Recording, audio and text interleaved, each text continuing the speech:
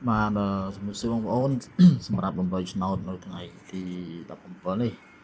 អញ្ចឹងយើងឥឡូវយើងកែប្រែមួយទៀតយើងចង់យកលេខនេះយកលេខនឹងមកបំបែកឲ្យបាន3ច្រកគឺ2 72ហើយនឹង2 27ហើយនឹង7 22ចឹងយើងបំបែកតាមប្រមូលបូក3បូក1ដក3នេះមកបងប្អូនយើងបំបែកណាចឹងដើម្បីយើងយកលេខមកលេងnhưត្រង់លេខហ្នឹងវាបញ្ជាក់គ្នាដូចជាលេខនេះបងប្អូនមើលទៅនេះវាលេខ277វាបញ្ជាក់វាលេខ259និង295ចឹងណាចំណុចនេះវាបញ្ជាក់ចឹងវាអាចនឹងមកលេខហ្នឹងឬក៏មកលេខនេះបងមកលេខនៅពីក្រោមនេះនៅក្រោមនេះចេញឲ្យពីម្សិលមិញនេះគឺនៅពីលើនេះលេខនេះ960ឬក៏415អញ្ចឹងយើងឆ្លាញ់លេខនេះណាបងប្អូនណាចាពីតែមួយទេលេខវាយើងអាចយកលេខនេះមកលេងដោយសារវាផ្ទះ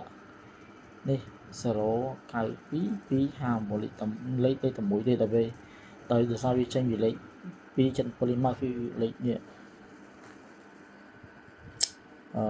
272គឺលេខតែមួយទេអញ្ចឹងហ៎អញ្ចឹងលេខហ្នឹងវាអាចចេញមកលេខហ្នឹងហើយសម្រាប់លេខមួយទៀតដែលយើងគិតថាវានឹងចេញដែរគឺលេខនេះ410នៅលើលេខនេះនៅលើលេខ272នេះចាវាអាចនឹងមកដែរបាទសម្រាប់ការគុណគូយើងគិតថាវាចេញសម្រាប់ពេលហ្នឹងមួយគឺយើងនឹងដឹងប៉ុន្តែសំខាន់ចំពោះការបូកដកនេះវាចិត្តវានឹងមកចឹងបងប្អូនតាមដូចខ្ញុំនិយាយរឿងពីមុនចឹងបងប្អូនតាមវាអាចនឹងមកលេខហ្នឹងបងហ្នឹងមកចឹងលេខចេញគឺលេខនេះទៅចាគឺ415ហើយនឹង410ចឹងវាដោយសារ415នេះគឺវាប្រតិពីនេះលេខចេញគឺលេខ277លេខចេញតែមួយទេគឺតែលេខ259និង295ចឹងអាចចេញលេខប្រតិនេះ415នៅលើលេខនេះវាស្មើនឹង960នេះមកណាអញ្ចឹងបើសិនជាយើងបំបែកវាអញ្ចឹងទៅលេខដែលអាចមានលេខស្អាតគឺលេខហ្នឹងគឺប្រតិយើងគឺលេខស្អាតហើយបងប្អូនណាគឺយើងបំបែកវាតាមក្បួនមកគឺវាអាចនឹងមកចឹងរយៈពេលដូចខ្ញុំថានេះគឺរយៈពេលតែ2ទៅ3ថ្ងៃទេវានឹងមកឲ្យបងប្អូនតាមខ្ញុំនិយាយណាđấyចឹងបងប្អូនចិត្ត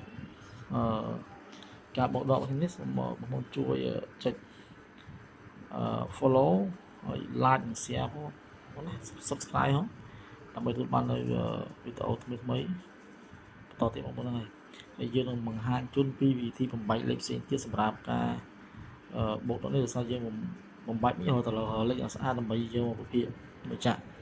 ចឹងបើលេខណាយើងមកទៅវាច្រំដាវយើងថាវាមិនមកទេវាថាសំខាន់ដូចយើងបំបែកទៅបំបែក3ដងដូចធ្វើនេះគឺវាអាចមកយើងរកលេខចេញសម្រាប់ម៉ោង4នៅថ្ងៃហ្នឹងណាបាទអរគុណសម្រាប់ការតាមដាន